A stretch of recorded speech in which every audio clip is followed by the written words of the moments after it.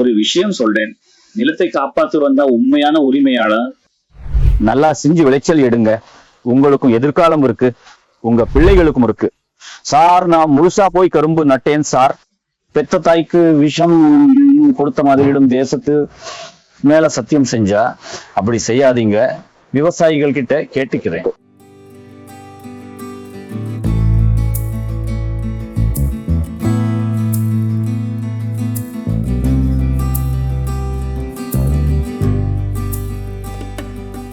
ராமமூர்த்தி பாட்டீல், எரகட்டி தாலுகாவில் இருந்து.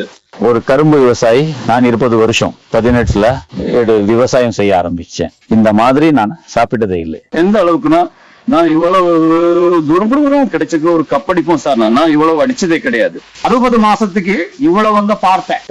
எல்லாரும் கேட்கறாங்க போடியும் தர என்ன போடுவீங்கன்னு. நான் போட்டதை ஃபாலோ பண்ணுங்க, உங்களுக்கு ஒரு விலை வைக்கிறேங்கிறாங்க. ஆனா விவசாயிகள் வெறும் ராசியில இருக்காங்க. 199% எல்லாரும் நம்ம கிட்ட ஒரு பிரசன்டர்னு சொல்லி செய்யறாங்க. 199 தேசிய கடைகள் இருக்குதுங்க. விவசாயிகள் செஞ்சுட்டு நிறைய பேர் இருக்காங்க சார். இப்போதைய உலகத்துல சார் ஒரு விஷயம் சொல்றேன். யார் நிலத்தை காப்பாத்திக்கிறானோ அவன் தான் உண்மையான சொத்து. இதை இப்படியே போட்டுக்கிட்டே இருந்தா நிலம் என்ன ஆகும்? எவ்வளவு கஷ்டம்னாலும் பொறுமையா இருப்பேன்.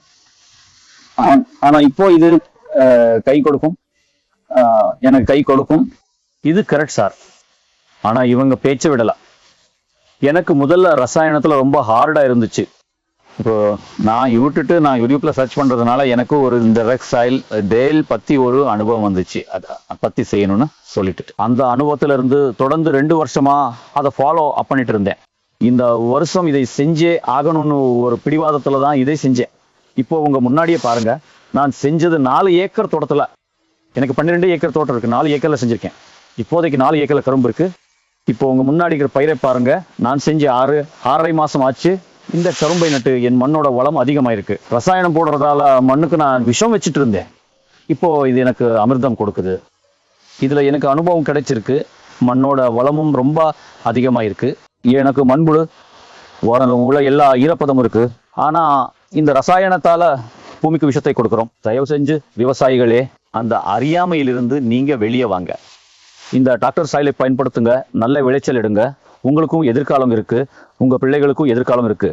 சார், நாம டாக்டர் சாயில் யூஸ் பண்றதால மண்ணோட வளம் தயாராக ஆரம்பிக்குது, மண் மென்மையாகுது, மண்புழு உரமும் தயாராக ஆரம்பிக்குது. இதனால பாருங்க, ரொம்ப மென்மையா போயிடுச்சு சார். அதுவே ரசாயனம் போட்டா மண் ஹார்டா இருக்கும் சார். இந்த மாதிரிக்கான உற்பத்தி கரும்புல வராது. அதனால நான் சொல்றது என்னன்னா, டாக்டர் சாயிலை பயன்படுத்துங்க. அதனால எங்க போய் பாருங்க எப்படி இருக்கு சார். இந்த வயல்ல நடக்கக்கூட இருந்திருக்காது. ரொம்ப ஹீட்டா இருந்துச்சு, சூடா இருந்துச்சு சார்.